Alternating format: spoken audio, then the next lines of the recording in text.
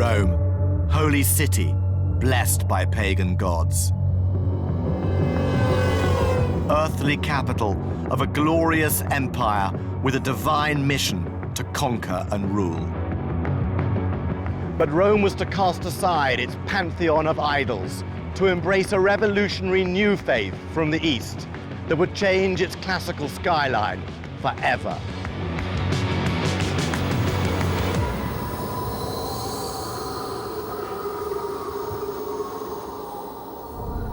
Personal salvation and the worship of one God eclipsed the gods of old.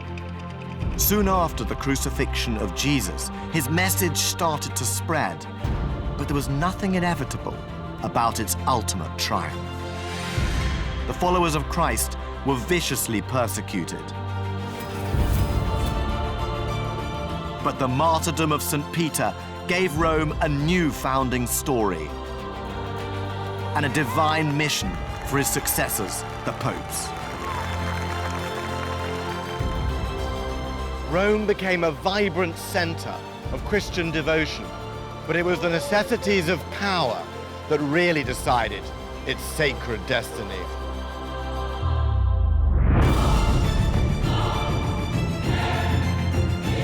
I've come as both historian and tourist to examine how the decision of one emperor changed the history of Western civilization and Rome itself.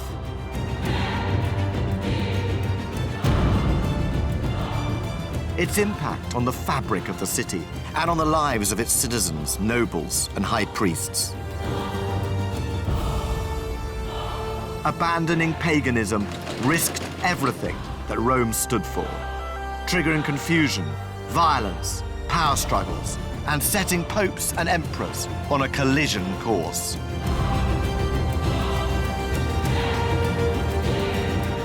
So what transformed the holy city of Rome from the pagan heart of the Roman Empire to the capital of Christendom?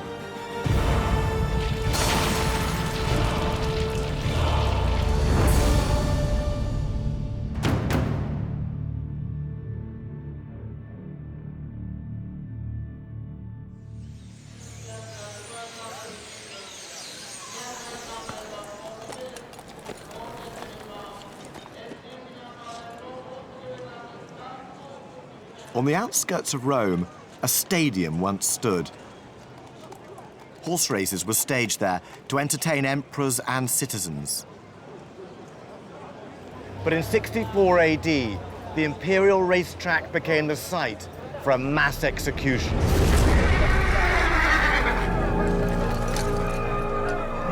The center of Rome had been devastated by fire.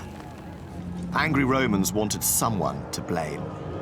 So Emperor Nero offered them a new religious sect, the Christians.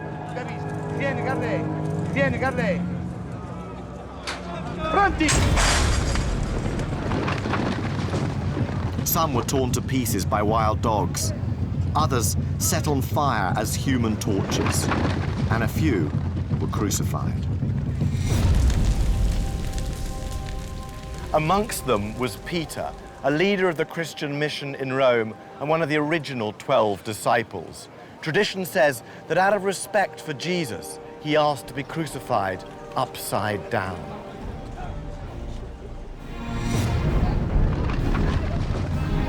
In the center of the racetrack stood an obelisk. This is that same obelisk, and 2,000 years later, it's still in roughly the same place. It was probably the last thing that Peter saw. And this is probably the last thing that he could have imagined.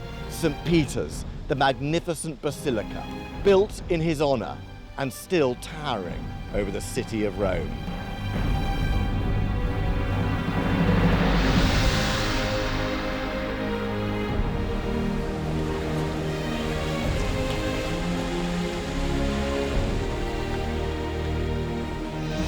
Ultimately, Peter's execution would transform Rome. But when he died, Christianity was just one of many Eastern cults struggling to survive in a city dominated by pagan gods.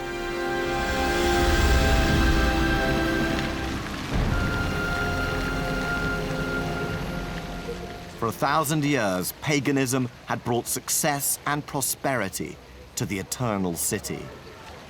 The will of the gods decided every aspect of Roman society. When it went to war, who its rulers were.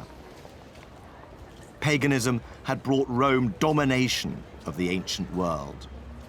The Roman Empire was flexible, embracing and co-opting foreign gods into its own state religion, but none so far had threatened the status quo.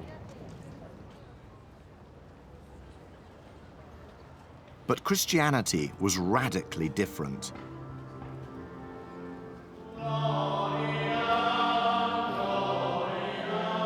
Whereas paganism sought the goodwill and protection of the gods in this life, Christianity held out the promise of eternal life in the next world. But its rejection of pagan practice marked it out. Christian refusal to sacrifice to the ancestral gods in honor of the emperor made them a potential threat to the Roman state itself. As Christianity took hold amongst Rome's underclasses, the pagan establishment sought to discredit it. The ritual of Holy Communion, the taking of Christ's body and blood, was described as cannibalism.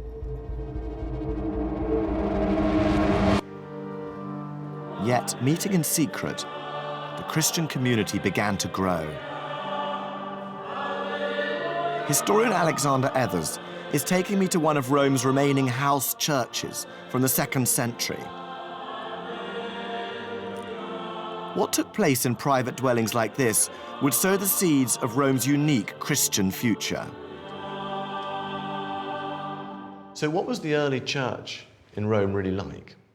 Initially, you can safely say it was an unorganized heap of people and hardly any structure there, a large group, a growing group within the city of Rome, but not united. And there are differences of opinion about how to worship, where to worship, and gradually, eventually, you have those single figures of authority rising to the fore, the bishop who can pull it all together. So where did the early bishops of Rome get their authority from? From a fairly early point onwards, they're beginning to place themselves in one line with the Apostle Peter. It was the right hand of Christ, who supposedly was the first bishop of Rome. Where that tradition comes from is not entirely clear, but that tradition, I'm the successor to Peter, gives them an enormous source of authority. The lineage of bishops from St. Peter is known as the apostolic succession. It's the bedrock of the Bishop of Rome's authority and papal power to this day. But in the 3rd century, the bishops were leaders of a religion on the margins. And that's why I'm heading to the outskirts of Rome and the catacombs of San Callisto.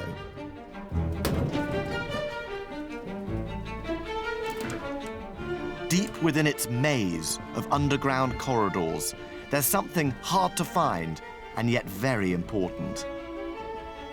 Early evidence of how the bishops of Rome got their unique title.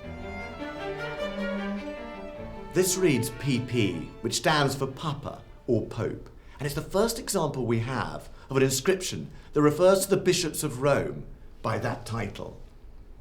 At the time, a charismatic bishop anywhere in Christendom might have been known as Pope, but gradually the bishops of Rome came to be known by that name, though surprisingly, it wasn't for almost 800 years until the 11th century that it became official. But there's something else down here that I really want to see. Some of Rome's very first popes were buried in these subterranean tombs.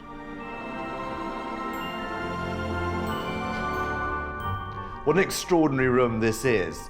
This is the crypt of the popes, and 9 of the bishops of Rome are buried here, dating all the way back to the early 3rd century.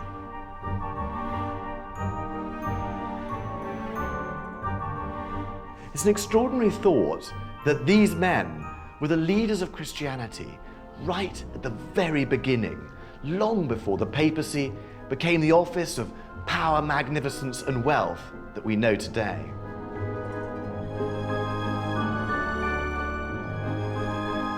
But some of these bishops, just like St. Peter, were to die for their faith.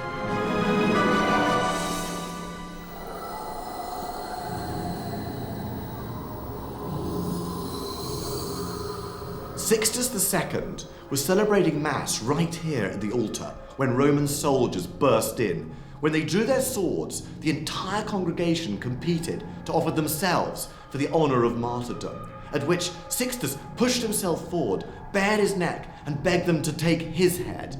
The soldiers were happy to take him up on his offer. They beheaded him on the spot.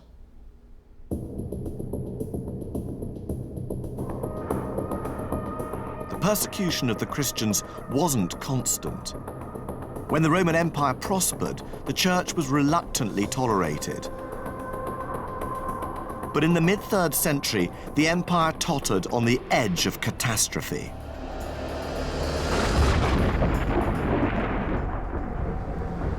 Rome faced 50 years of disaster, civil wars, invasions, and a bewildering succession of emperors. The cracks in the imperial edifice seemed terminal.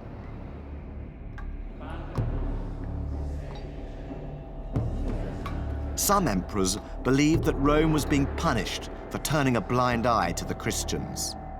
The unity of city and empire was at stake. Something had to be done. In 303, the Emperor Diocletian launched the bloodiest persecution to date. Churches were destroyed, bishops decapitated. The streets were awash with the blood of the faithful.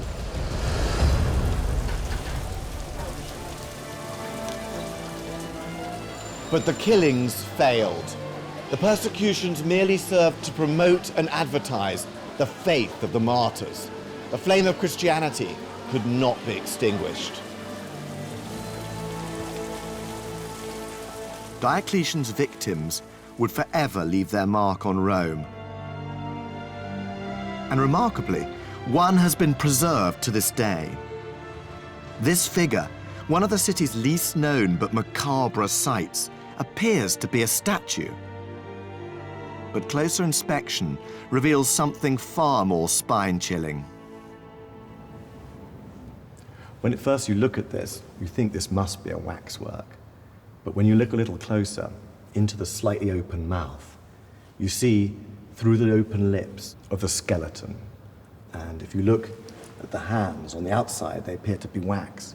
But look inside, you can see not just the skeletal bones of the real hand of the body, but actually the dry skin there too. This is the body of Saint Vittoria. The cruel deaths of the martyrs didn't destroy Christianity. Their stories kept it alive. But it was still just one of many religious sects on the edges of Roman society. Only the whim or faith of an emperor could change the course of history.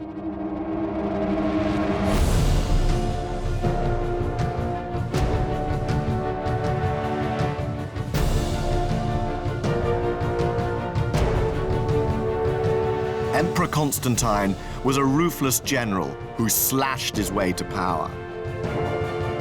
He was a harsh warlord, capable of terrifying violence. He even executed his own wife and son. But he was also a visionary who in one decision changed the entire course of Western civilization.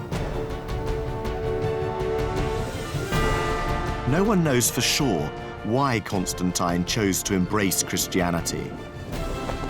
But the decisive revelation took place here at Milvian Bridge, on the outskirts of Rome.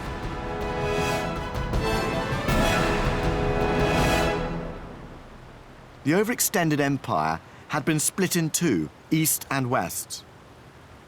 Rome was no longer the imperial capital. Each region was ruled by an emperor and his deputy. Constantine shared the west with Maxentius, but they soon became bitter rivals.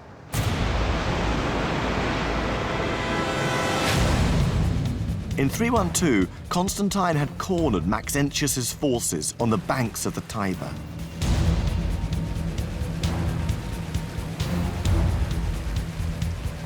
Before battle commenced, Constantine had a vision. He saw the sign of the cross superimposed on the sun with the words, "By this sign thou shalt conquer." At the very last moment, he ordered his soldiers' shields to be emblazoned with the cross. Fighting under Christian banners, he won the greatest victory of his life. Constantine now saw Christ not as the crucified Lamb of God, but as a potent God of victory. He was about to turn his back on everything that had made Rome. Exchange the protection of many gods for just one. Overturn 1,000 years of Roman history and embrace the faith of persecuted radicals.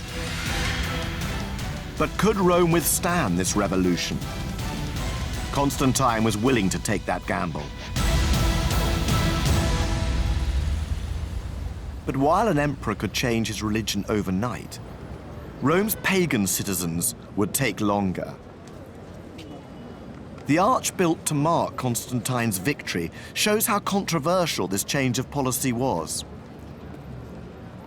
This arch contains a surprise. If you look up here on line 3, you'll see that the divinity that Constantine thanks for his victory is subtly ambiguous. It could be either Christian or pagan. Constantine doesn't give thanks to the pagan god of war, but neither does he reveal his new faith. He uses a general term for divinity, divinitas, which was acceptable to both pagans and Christians. Promoting Christianity in a world where the majority was still pagan would need tact and diplomacy, even from an all-conquering emperor. Constantine's cautious approach to conversion is reflected in the 4th century church of Santa Pudenziana.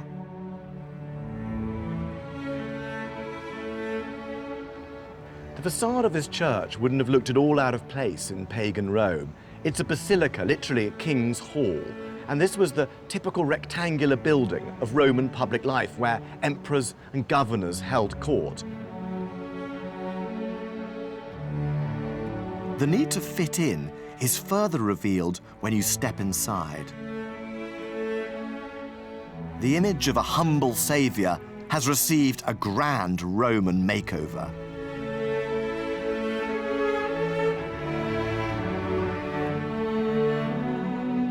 Jesus isn't nailed to the cross like a common criminal. He's depicted ostentatiously on a throne like a king or an emperor. And his disciples are dressed in the togas of the aristocracy, like senators holding court in a classical city.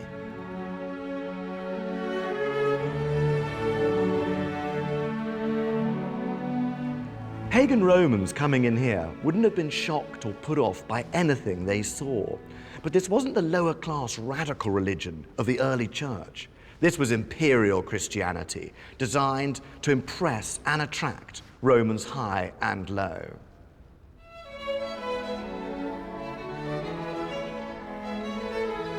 Christianity was becoming Roman.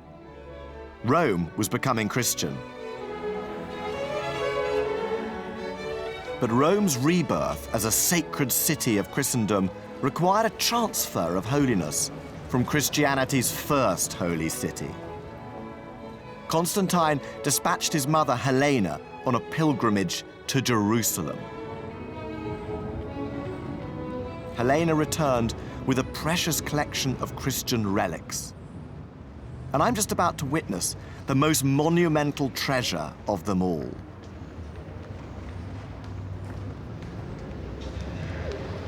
This is one of the Empress Helena's most extraordinary finds, the Scala Sancta. This staircase is believed to be from the palace of Pontius Pilate in Jerusalem. Jesus walked down these steps after he was sentenced to death. Unlike the remote pagan gods, the Christian God had a son whom he had sacrificed for humanity. And what Jesus Christ had touched, his followers also wanted to touch. For centuries, pilgrims have climbed these steps on their knees as an act of piety to get closer to Christ and honor his suffering.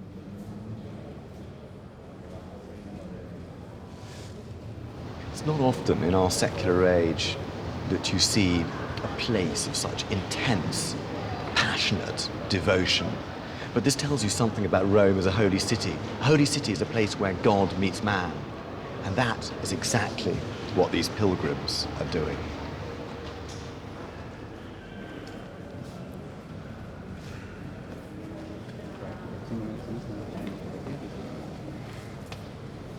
While Helena was importing holiness from Jerusalem, Constantine was keen to promote the city's homegrown Christian sites. But he had to be careful. Rome was still overwhelmingly pagan, and that's why he built his first churches away from the center.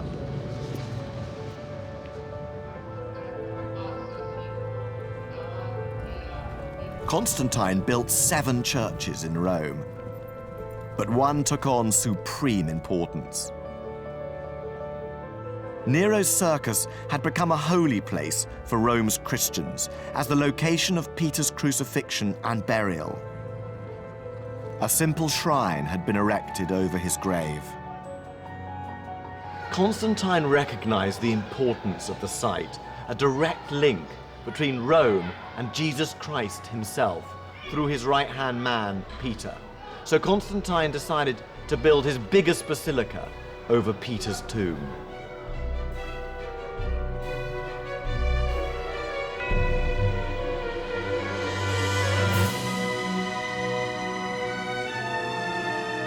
Constantine's basilica gave Rome's Christians a new focus for devotion.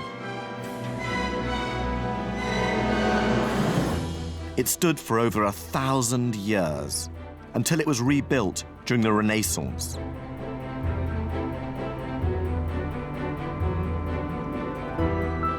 Jesus said that Peter would be the rock on which his church was built.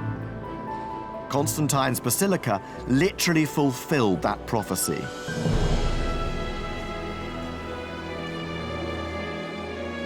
Over the centuries, St. Peter's was to become the cornerstone of the Catholic Church and the headquarters for an empire of Christian souls.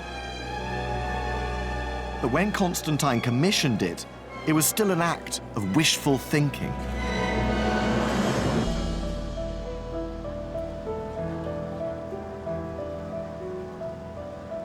Constantine's St. Peter's promoted Rome as a Christian center, but he died leaving a hybrid holy city, part Christian but part pagan.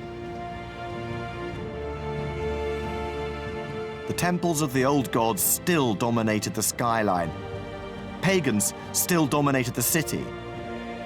Constantine's divine gamble now lay in the hands of Rome's new high priests. It was now down to the popes, Rome's bishops, to really make Rome Christian.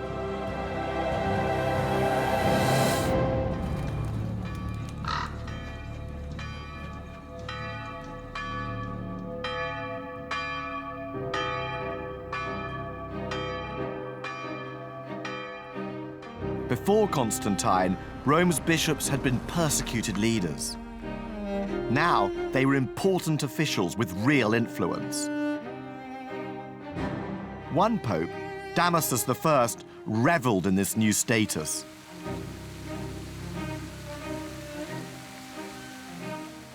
Nearly 70 when he came to power, Damasus didn't allow old age to dampen his pleasures. Corrupt and egotistical, his enemies described him as a smooth-talking adulterer, or as they put it, a tickler of the ears of middle-aged women. But Damasus was also a poet who used his literary gifts to win Christian souls. He took Rome's earliest sites of martyrdom and celebrated them in poetry. This poetical propaganda has been studied by Marianne Shaggy, a historian whom I'm meeting at the Church of Sant'Agnese. Pope Damasus went into every single catacomb, more than 60 catacombs, placing poetic inscriptions above the holy graves. Damasus's inscriptions were like huge billboards in the labyrinthine darkness of the catacombs, and it attracted huge throngs, huge crowds to the graves of the martyrs.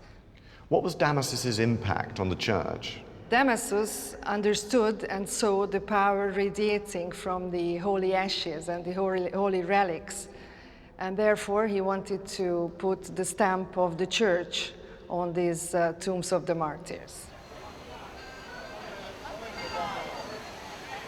Damasus had created a ring of holy sites around the city.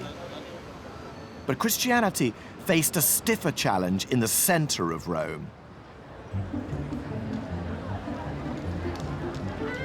Culturally, Romans were still attached to the rhythms and festivals of the pagan calendar, which promised feasting and fun. Christianity had to compete on a social level too. By a mixture of accident and design, the Christian calendar began to overlap with the pagan. St. Peter's birthday coincided with the Charistia, a pagan festival of banqueting and gift-giving. By the end of the 4th century, Romans could have 2 parties, one pagan, one Christian, on 14 days of the year. Some Christians even continued to participate in the shameless immodesty of the Lupercalia fertility festival, running half naked through the streets while whipping girls with strips of goat hide. To persuade Rome's citizens to fully embrace Christianity, Damasus turned his gift for propaganda to the city's greatest spiritual asset. Damasus had claimed Rome for St. Peter, and now, cleverly, he claimed St. Peter for Rome.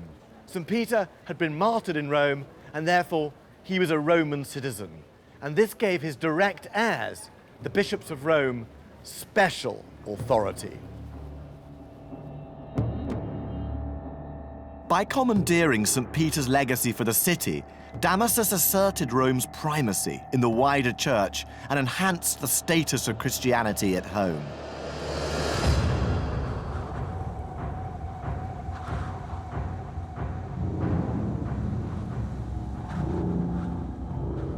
Meanwhile, events beyond the reaches of the empire were to have a devastating effect on Rome, changing the holy city forever.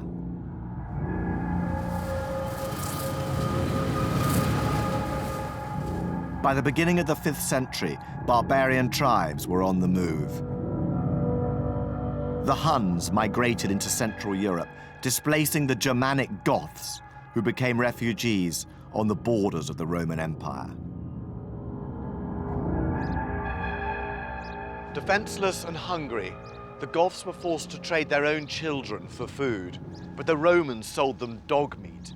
Tensions reached boiling point, and the barbarians mobilized. With the Western Empire weakened by dynastic infighting, the Goths, under their king Alaric, made a bold move. Rome was no longer the imperial capital, but it was the symbol of empire. Bewitched by its faded glories, Alaric wanted a share in its majesty. But what he really wanted, like every barbarian, was to be a Roman. Alaric besieged Rome and tried to cut a deal. He wanted land for the Goths to settle. Rome's elite, inheritors of an illustrious past, refused to meet the demands of impertinent barbarians. Alaric's response was chilling. The thicker the grass, he said, the easier to scythe it down. His dagger was at the throat of the Western Empire, but still no compromise could be found.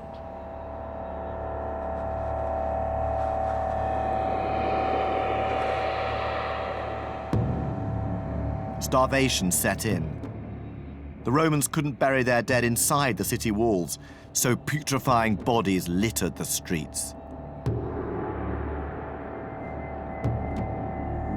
Desperate to put the population out of its misery, a noblewoman opened the city gates.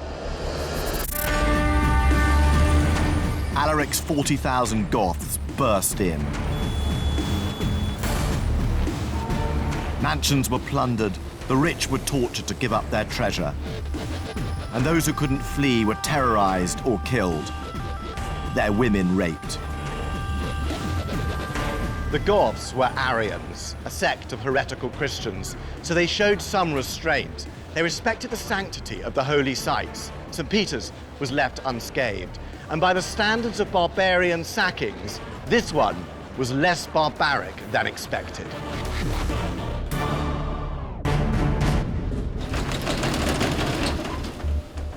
Nevertheless, the psychological effect of the sacking was shattering. The city that had conquered the whole world was believed to have been murdered. A sense of instability pervaded Rome. The great theologian of the day, St. Augustine, believed that the reason Rome had fallen was because it was still essentially pagan and steeped in sin. The kingdom of heaven was the only salvation. The imperial city was doomed.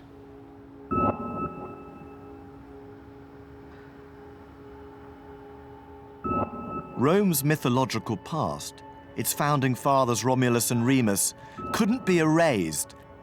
Paganism was still deeply ingrained. But one pope who witnessed the sacking, Leo the Great, saw a way of channeling the prestige of the pagan world into the magnificence of the Christian.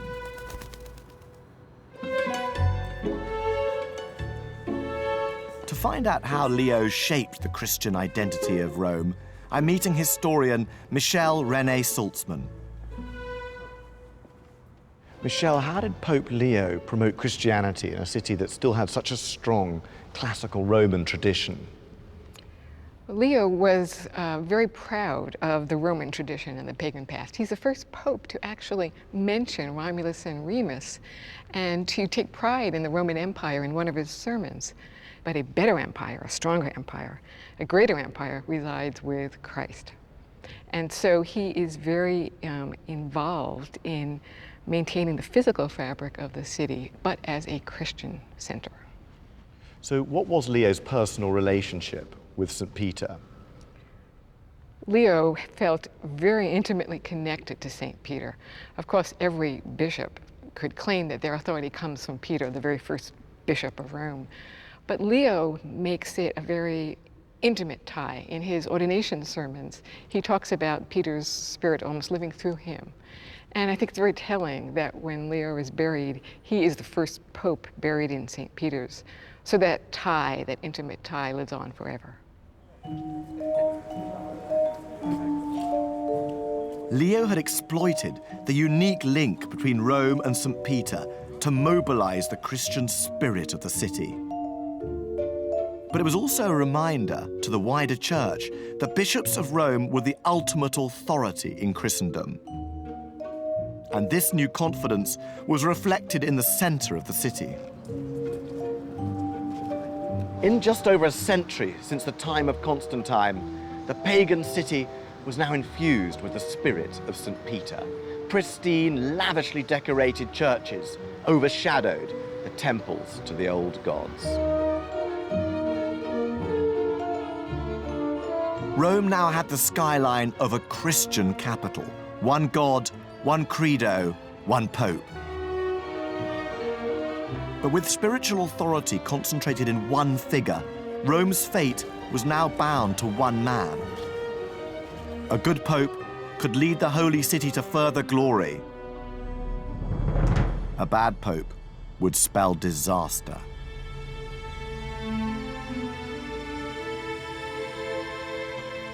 By 536, Rome and all of Italy was controlled by barbarian Christian kings. The Emperor Justinian ruled the entire Eastern Empire from Constantinople. He had a vision of reuniting the old Roman Empire with himself as Christ's sacred emperor. The jewel of Italy was, of course, the old imperial capital. But to control Rome, Justinian needed a puppet pope.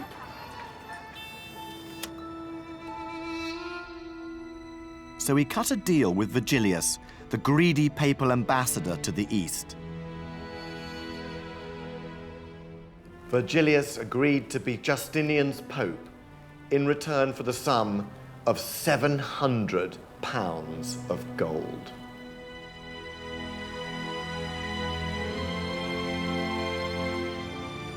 But first, Justinian had to take Italy from the Goths. He dispatched an expedition under his brilliant general, Count Belisarius. In a remarkable display of military virtuosity, Belisarius, with just a few thousand men, captured Rome.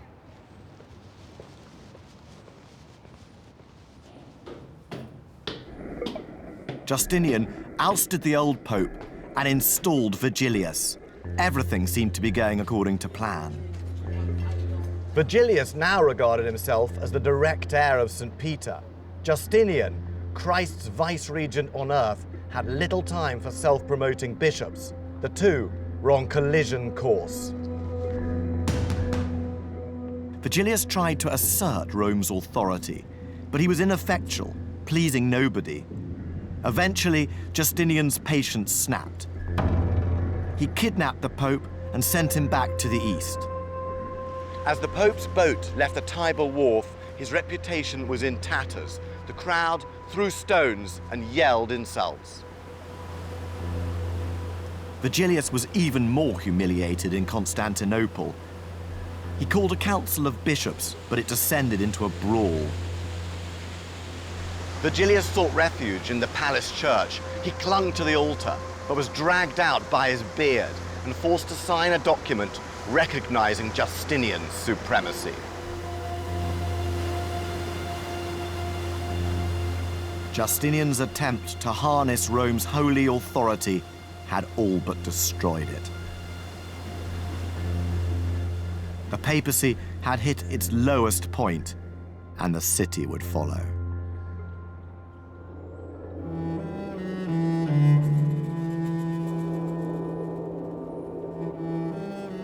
The Eastern Empire struggled to hold Italy. Within less than a generation, another Germanic tribe had its sights on Rome. The Lombards marched south, first plundering, then settling. By 590, Rome was desperate and battle-scarred. Rome's aqueducts, the embodiment of imperial might, were left to crumble, the city's vital water supplies seeping away. Impoverished and starving, its population reduced to 90,000. The once glorious capital was now just a beleaguered outpost on the fringes of empire. Rome needed a new hero, and the Pope was the only and last person who could save the city.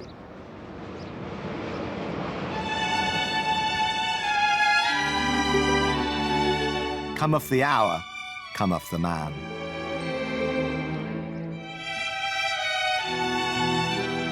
Gregory was a super-rich aristocrat who had already served as city prefect, in effect, mayor of Rome. But the messy business of politics disgusted him, and he suffered an existential crisis. He craved a life of quiet contemplation.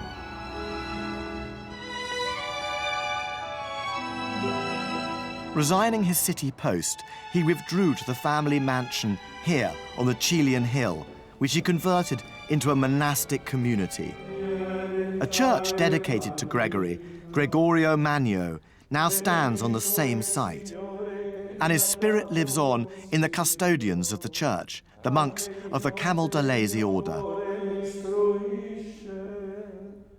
Freed from the stresses of public office, the years spent in prayer and reflection here were the happiest of Gregory's life.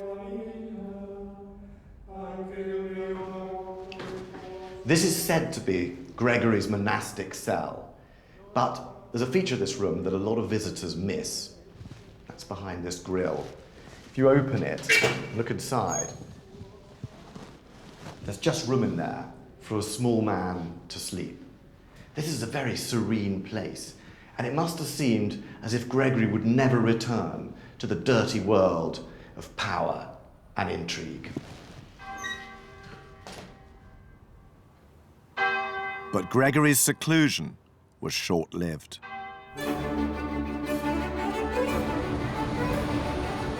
Rome was cut off from Constantinople by Lombard forces and all but abandoned by imperial officials. In a city on the verge of collapse, only one organization was left standing: the Church. Reluctantly, Gregory was drawn back into civil affairs. Ordained against his will, he ran a section of the city, and when Pope Pelagius died of plague, he was elected his successor.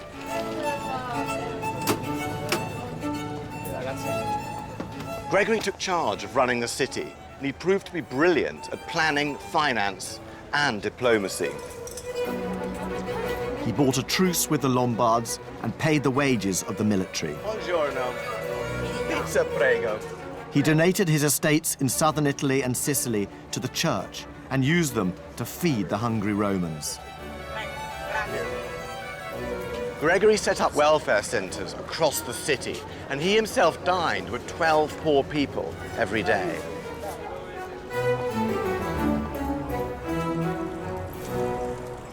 Gregory had expanded his religious power into the realm of political authority, but he had set his sights much further afield. No pope before had seriously thought about taking Christianity into faraway pagan lands. When he was a young deacon, Gregory had seen some fair-haired Anglo-Saxon boys at a Roman slave market. When he was told they were Anglo-Saxon, he said, "They're not Angles, they're angels." Now he was keen to expand papal powers and convert new peoples. He dispatched a mission to England that was remarkably successful. At Christmas 597, 10,000 Angles were baptized as Christians. Gregory's missionary successes made Rome the holy city of the West. Pilgrims from Europe's northern territories came in their thousands. The religious gold rush was intensified by the ever stronger belief in the sacred power of martyrs' tombs and relics. Guidebooks from the period ignore Rome's classical monuments, directing visitors instead to Christian sites associated with the lives of the martyrs. At the Church of San Lorenzo, pilgrims could see the actual grill on which St. Lawrence was roasted. At the Church of San Sebastiano, they could see the arrows that had pierced the side of the great martyr. Gruesome stories of the sadistic torments suffered by early Christians were compiled and repeated, stories that horrified and enthralled Rome's new spiritual tourists. But there was a darker side to the pilgrim boom. Everybody literally wanted a piece of the martyrs. Soon, there was a macabre black market in the wizened body parts of the saints. Sometimes they just snatched the entire body. The trafficking in body parts appalled Pope Gregory, who believed that contact with the supernaturally powerful bones brought instant death. But Gregory understood the value of relics. He had special boxes made containing filings from the chains of St. Peter, and by sending them to bishops in faraway territories, he strengthened their loyalty to the Pope. Pilgrimage to the Holy City paid rich dividends for the papacy. Holy travelers returned home with relics, but also with Roman practices, which allowed Gregory to become the arbiter and leader of Christianity across Europe. When Gregory died in 604, he was buried in St. Peter's, where his epitaph read, "God's consul." He'd enriched and empowered the papacy, combining the old with the new. He was truly the high priest of city and church.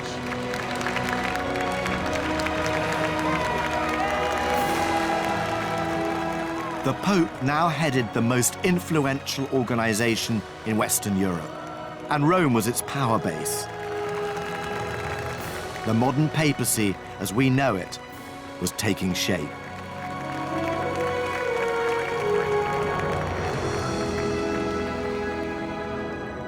But Rome now faced a completely new threat. A new religious revelation was on the march: Islam. In a few decades, the Arabs had conquered a vast empire. They captured Jerusalem, leaving Rome the one and only holy city of Christendom. Rome feared it would be next. The city needed an ally.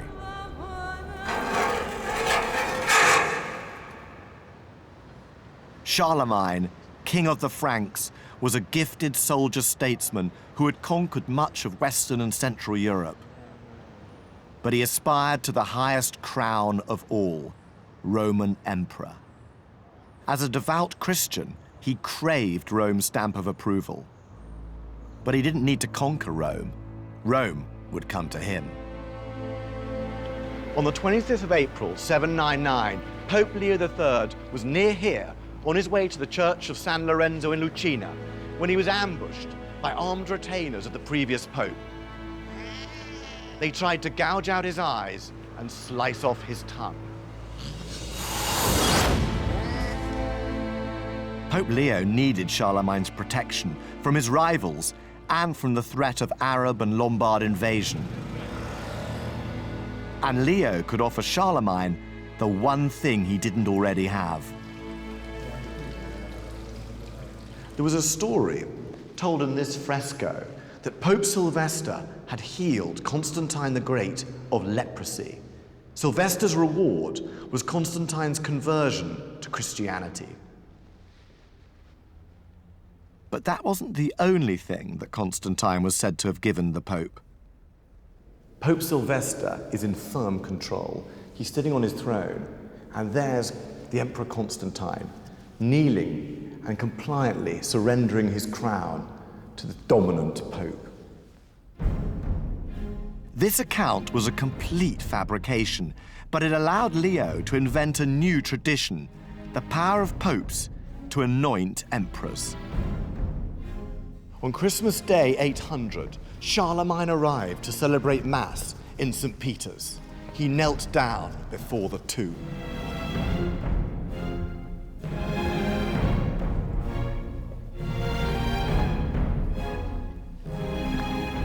As he bent down, the Pope placed a crown on his head and anointed him Holy Roman Emperor.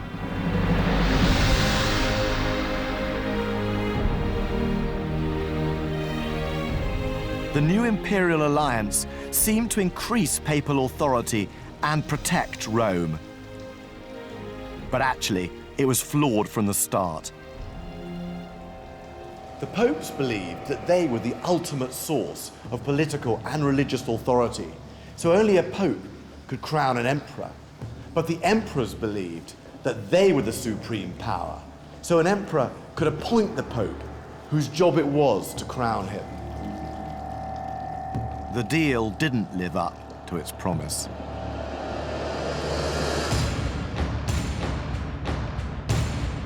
In 846, Arab forces attacked the city.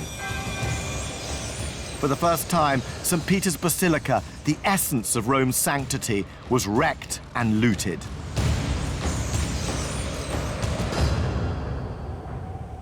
When the raiders had gone, Pope Leo IV put his faith in something more solid. It's easy to forget that St. Peter's was still outside the city walls and therefore vulnerable to attack. Now Pope Leo embarked on building these massive fortifications. The Leonine walls were 40 feet high and 12 feet deep, and they forever changed the shape of Rome.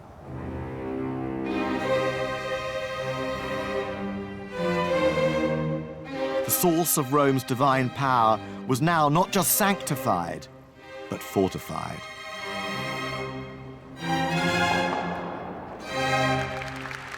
Rome's holiness was protected, only for it to be poisoned from the inside. As the political power of the popes had grown, their position became highly sought after.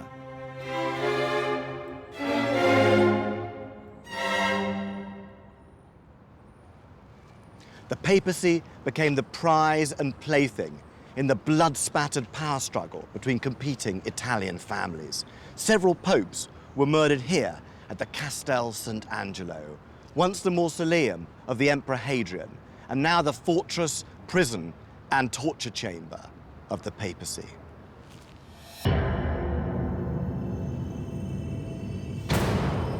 The popes became power-hungry players in the savage scheming of Italian politics.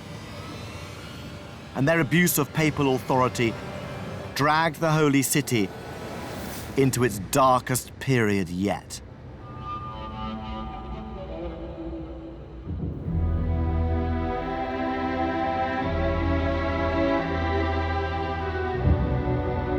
In 897, Pope Stephen VI gave an order of the most twisted and malicious kind. He ordered the digging up of the corpse of a former pope whom he hated. Pope Formosus's mummified body was dressed up in papal robes, propped up on a mock throne, and put on trial before the Holy Synod. His crime? Violation of canon law. The charges were read out, and a deacon was assigned to defend the accused pope. Found guilty as charged, Formosus was stripped and mutilated. The 3 fingers he used for papal blessings were chopped off. He was dragged and tossed into the Tiber. But this grisly masquerade was only the start. From now on, nothing was sacred. The popes played a vicious game of power and pleasure. No crime was too diabolical for these heirs of St. Peter.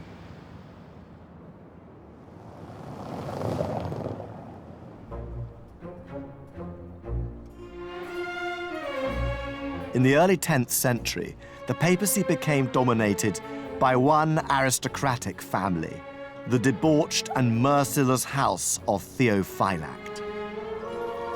The scurrilous chronicler of their rise to power was Bishop Luitprand of Cremona.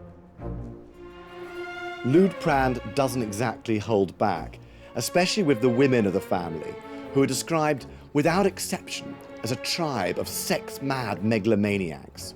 He says Count Theophylact's wife, Theodora, was a shameless harlot, and that her 2 daughters were, if anything, faster in the exercise of Venus. The most infamous was Marozia. A wily politician and a murderous man-eater, Marozia must have been as gorgeously depraved as she was dynastically effective. She seduced or married an entire apostolic succession of popes and kings and managed to dominate Rome for years. Drawn deeper into the mire, Rome's once mighty popes became pawns in the cesspit of local politics. At just 15, Marozia had a wicked affair with Pope Sergius III, producing a son. Later, Marozia became mistress of another pope, John X, but she turned against him and married his enemy, Guy of Tuscany. In 928, they successfully carried out a coup d'etat in the Lateran Palace, the papal residence. Marozia had John X arrested, imprisoned, and then strangled in the Castel Sant'Angelo, leaving her as de facto ruler of the city. The papacy and Rome sank to ever greater depths of moral depravity. Marozia even raised her own bastard son to the throne of St. Peter. But things began to fall apart for Marozia. Her other son, Alberic, invaded Rome arrested John XI and imprisoned his mother in the Castel Sant'Angelo. Marozia died in there, probably murdered by her own son. As for Alberic, he ruled Rome for 20 years with the majestic title, Prince and Senator of all the Romans.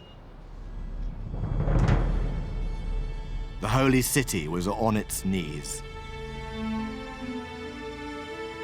The emperors, once Rome's protectors, were now in the ascendant, dominating Italy. The Holy Roman Emperors, successors of Charlemagne and in effect kings of Germany, repeatedly marched south to attack Rome and terrorize its popes.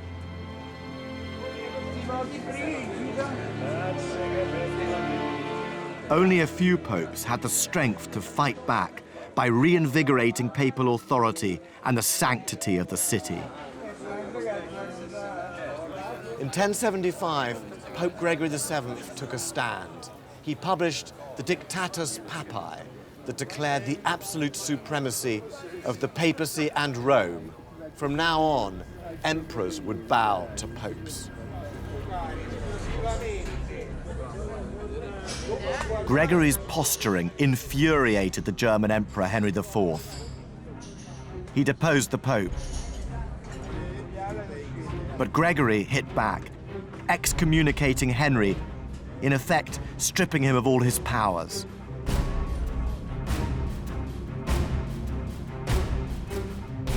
The toxic relationship between Pope and Emperor had ignited, and Rome was its victim.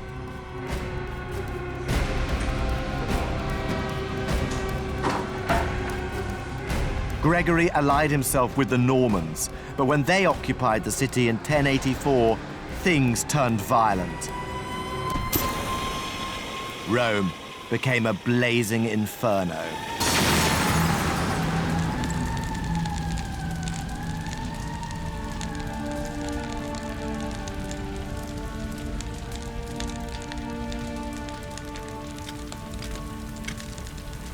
A 1,000 years earlier, a pagan emperor had burned Christians alive and crucified St. Peter. But their martyrdom had helped keep the flame of Christianity alive in Rome.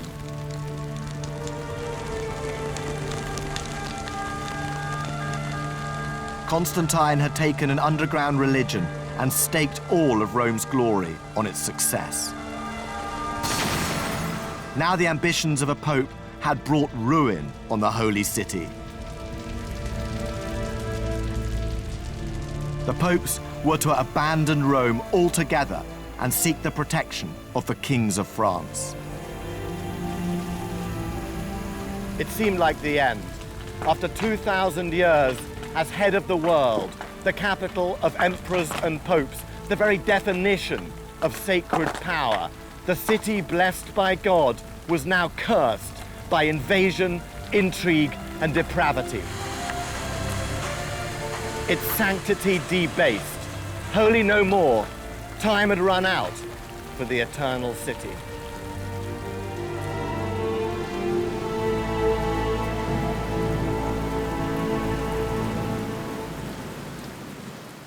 Next time, Rome rises from the ashes. How the debauchery and avarice of the Renaissance transformed Rome into the city we see today.